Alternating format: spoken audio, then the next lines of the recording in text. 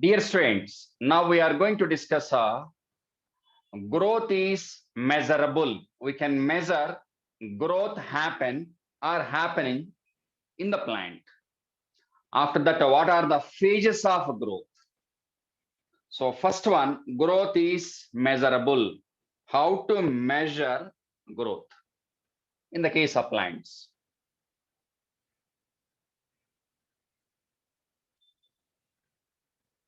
So growth in plants is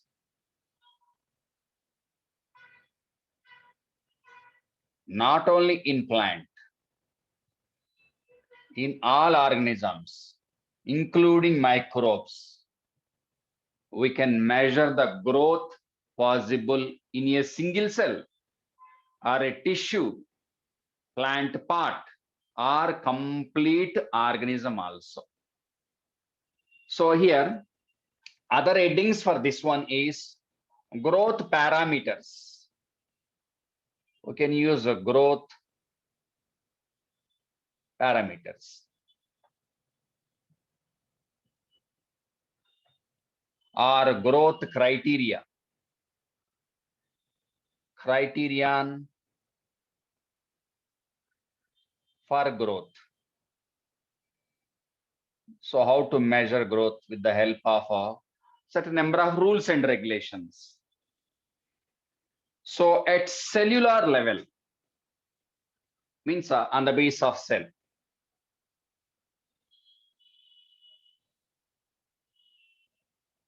Cellular level. What is the growth parameter? At cellular level, growth parameter is increase in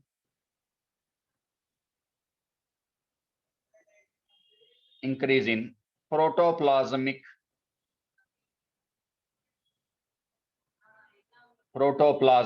content or amount of protoplasm increase. So at cellular level, biologically, so increase in the protoplasm can be taken as a parameter, but it is a very difficult task, not easy to measure. So this one is very difficult. So difficult to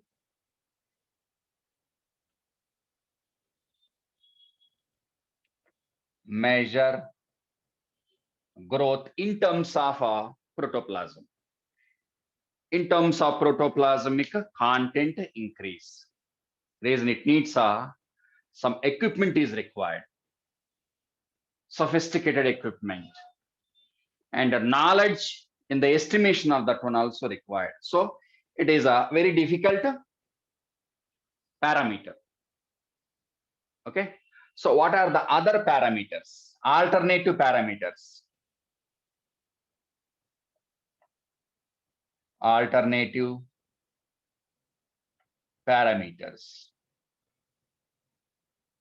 And which give us same results possible out of increase in the protoplasmic content criteria.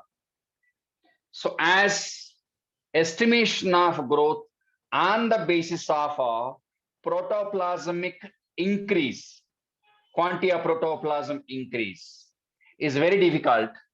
We have to follow some other parameter, alternative parameter, which give us same result, which is similar to result of criteria that was on the base of protoplasmic increase or in the content of a protoplasmic increment. So what are the other parameters?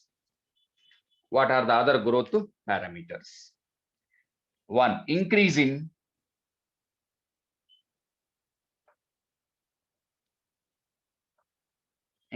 fresh weight.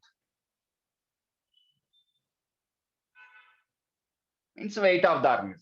That includes fresh weight, includes wet weight plus dry weight. And we can measure, we can consider dry weight also separately. Increase in increase in dry weight according to your textbook. Increase in dry weight. Next, third one, increase in surface area. Increase in area, surface area. Okay. And the fourth one, elongation, increase in length. Elongation. And the fifth one, increase in volume. Okay. So these are other parameters. These parameters are clearly visible when compared with increase in protoplasm. So we have been using these parameters to measure length in or increase in the growth or growth happened per unit period of time, and which is similar to that of protoplasmic content. Right. So here certain number of examples given. What are the examples? Other examples also, increase in cell number also. Increase in cell number. Increase in cell number. Seventh one, enlargement of cell also. Elongation of the cell. Enlargement of cell.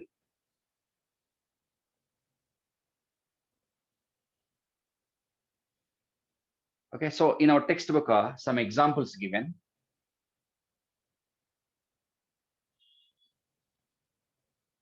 So in the case of maize, apical meristem, apical meristem,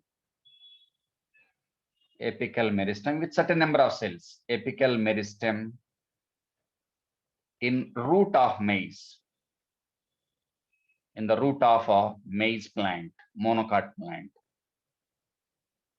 So apical meristem with a certain number of cells, whatever the number of cells. For example, this is the apical meristem with certain number of cells. This is apical meristem. Initially, what about the number of cells present in the meristem was not given. So take certain number of cells. According to textbook, 1 hour. If 1 hour time is given to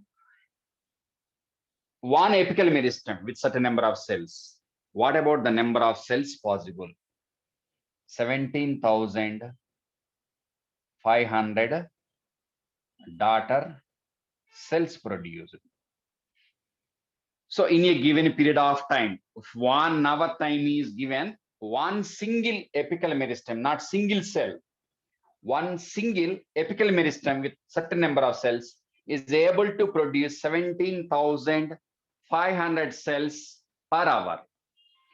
So in this case, increase in the cell number is the criteria.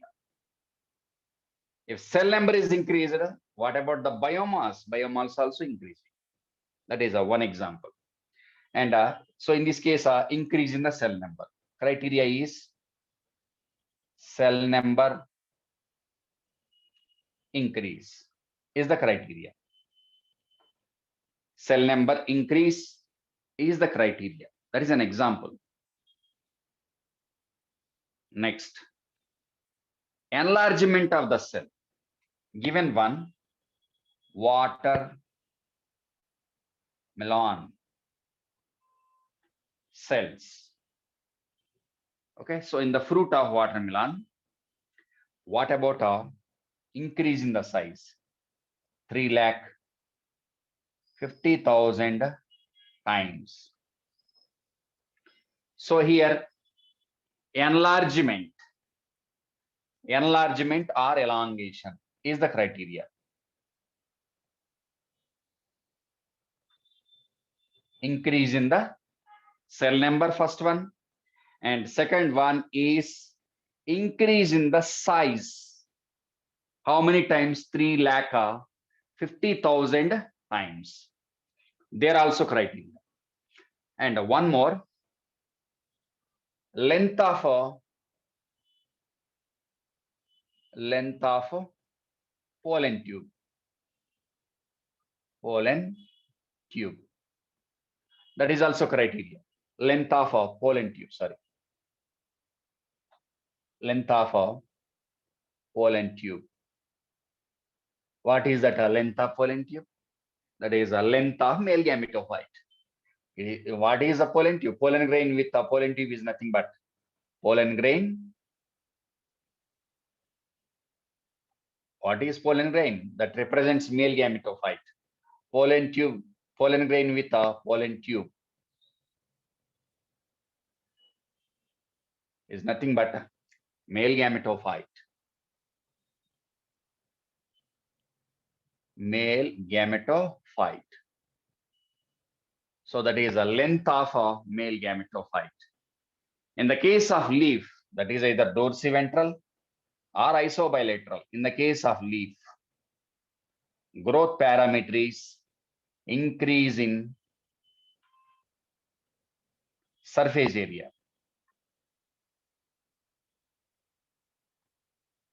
Surface area. These are the examples given under the heading growth is measurable. So these statements are very, very important for NEET. And what are the parameters? Alternative parameters. And what is the parameter at cellular level? Protoplasmic content. Increase in the protoplasmic content. Right? So that is about growth is measurable.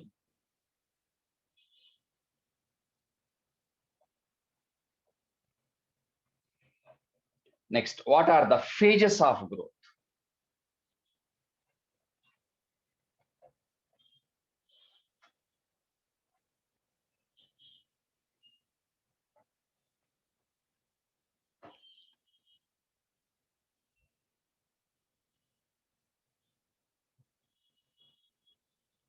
Phases of growth.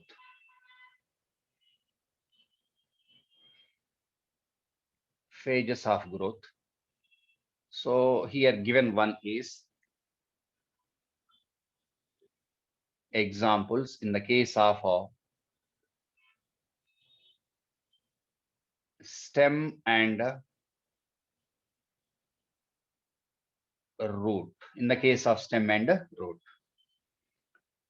So here I'm taking zones of a root. Go back to first year. Zones of a root. So in the case of root, what are the zones of root? Okay. So if you take a dicot root, here I'm taking dicot root. What are the phases of growth? So for example, this is a tap root.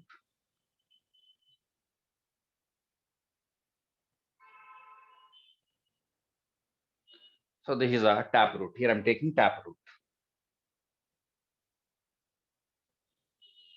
This part is very, very important. Okay, so this is a basal part, base of the root, tip of the root. So this is a base of the root, basal part. And this one is a tip of the root, or apex.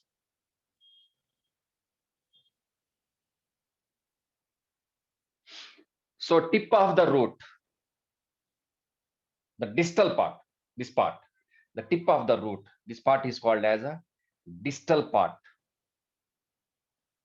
This word is very, very important, distal part. And base means a proximal part, basal part, proximal part. So here given heading is the phases of growth. So in taproot, what are the phases of growth? First one, take a distal part. This is the end of that root. So here the meristem is apical meristem. So take a this zone. What is this zone? That is a zone of a meristem, meristematic zone. Meristematic zone. Okay, so what type of meristem? That is apical meristem. Apical meristem or not? Definitely apical meristem.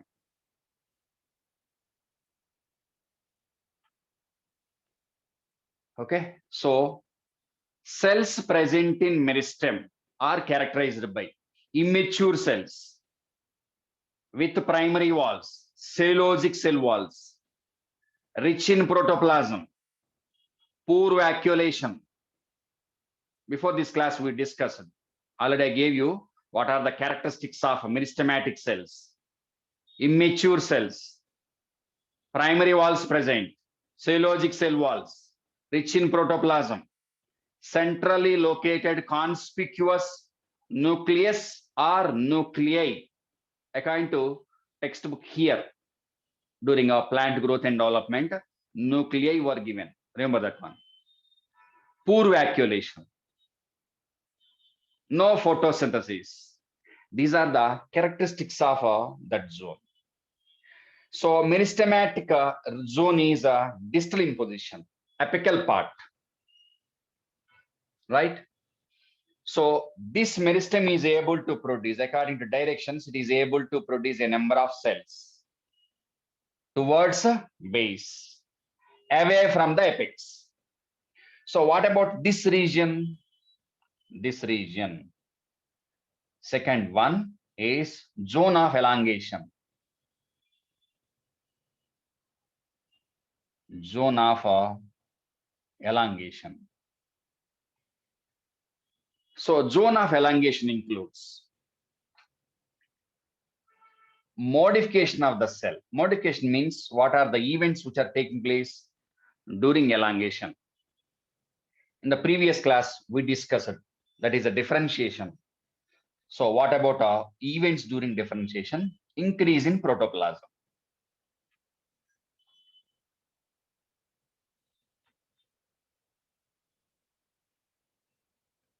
Increase in protoplasm. And removal of cell walls because of pressure exerted by protoplasm. And re-establishment of or reformation. Reformation of new cell wall materials. New cell walls. Next, formation of a large central vacuole.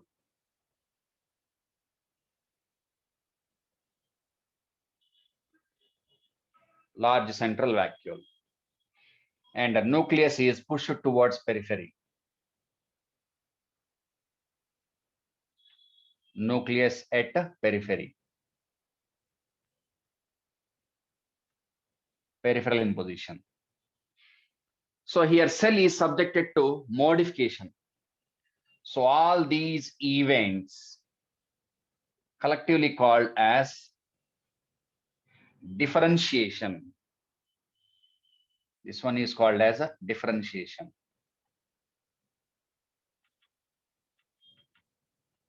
And one more event, cell growth, cell division, cell division. Fifth statement, cell division, mitotic division, suspended.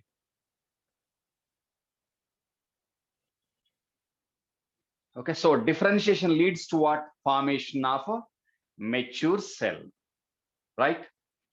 So zone of elongation is in between proximal part and distal part. Okay, so below this is distal part or away from the distal part. This is distal part. Away from the distal part or below the distal part is the zone of elongation. So if the comparison is in between zone of elongation and zone of meristem, zone of meristematic region is distal.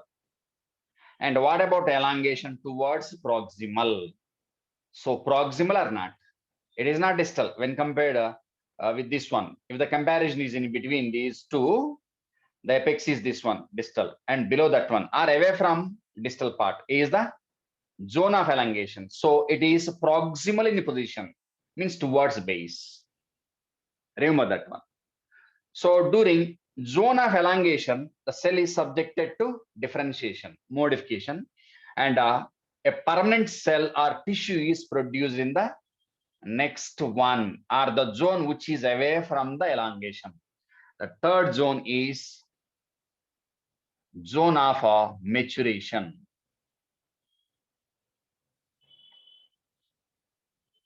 Zone of maturation. So zone of maturation includes formation of or production of, formation better, formation of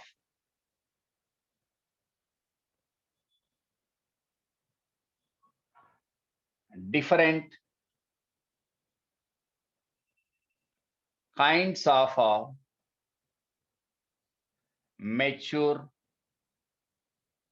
or permanent tissues like a parenchyma, okay, sclerenchyma, xylem, primary xylem, primary phloem, like that.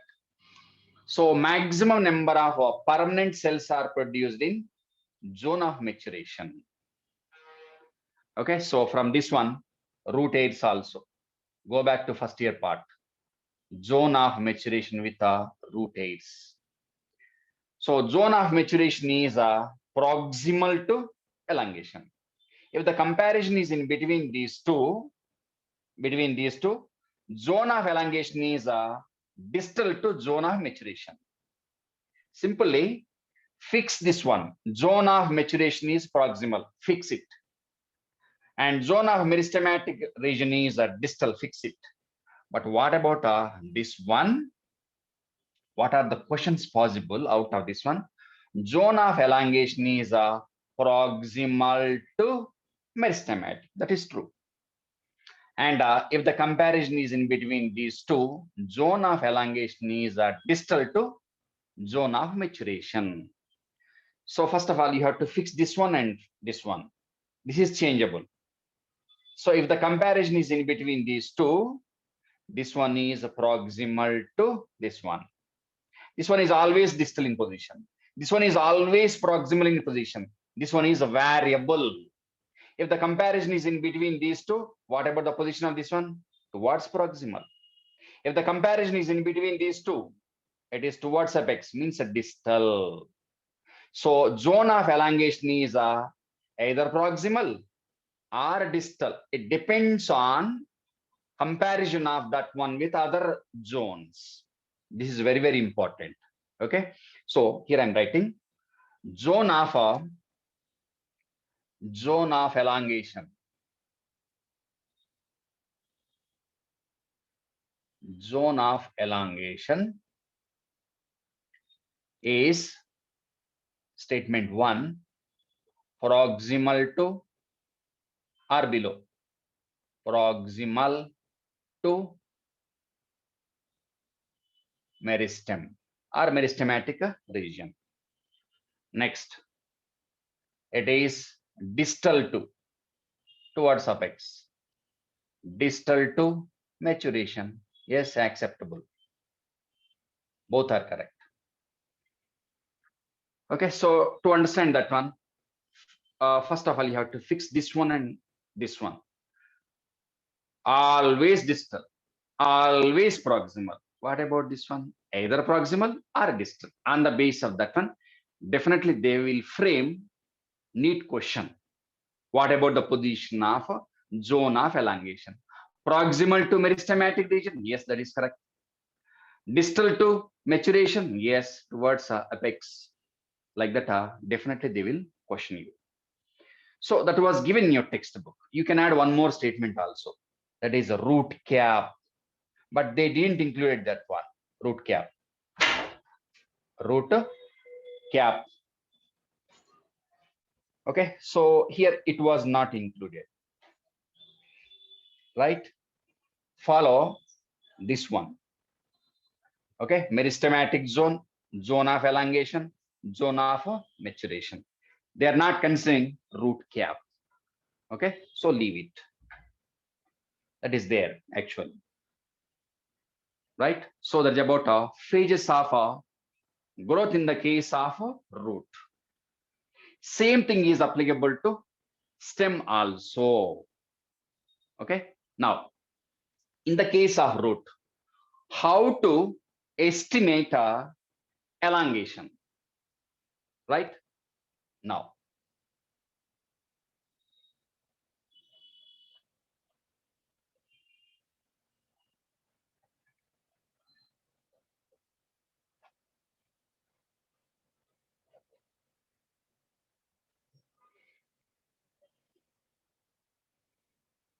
so how to estimate elongation in root? Here, technique required is a parallel line technique. Parallel line technique with the help of a parallel line technique. We can understand zones of elongation. Zones of elongation in any part, but here given example is example elongation, increase in the length, elongation of a root.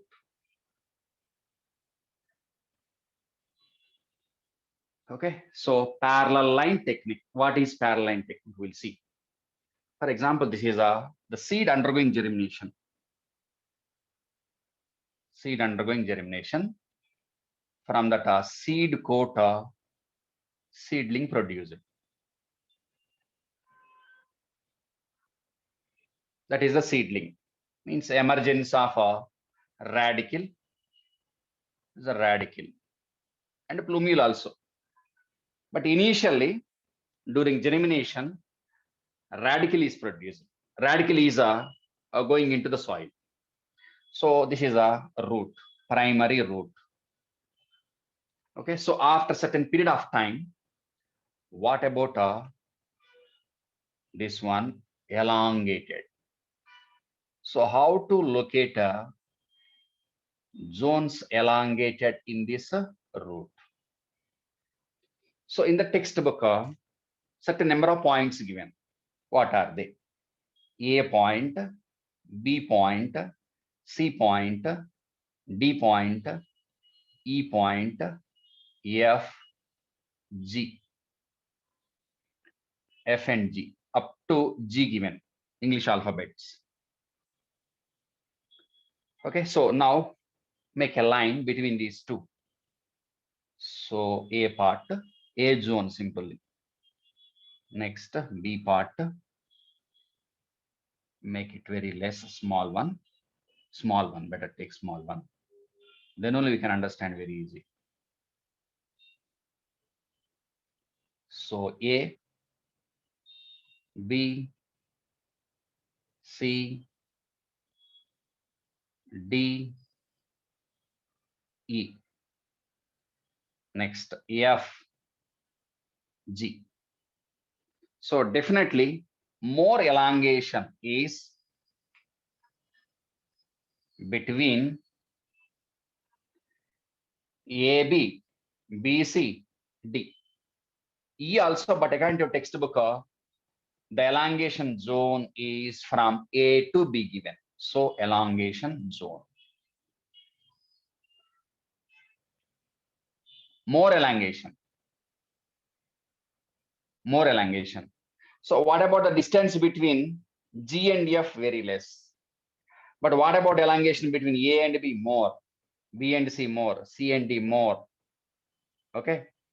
D and E also, but in your textbook, they consider A to D region.